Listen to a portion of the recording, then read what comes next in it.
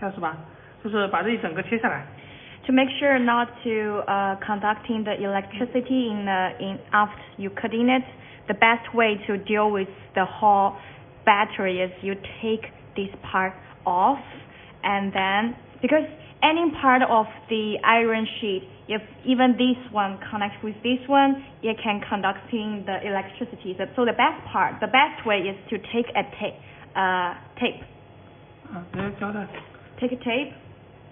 直接这样一胶就好，把它封起来。就这么封起来。不行，太大了，你把后面那个盖上，你一部分一部分来。对，怎么盖？前面一半的，先把前面这个封起来。这么盖。对。这么盖。You can take a tape to cover the iron part. 然后第二个。And then the second one, just separate them. Okay. And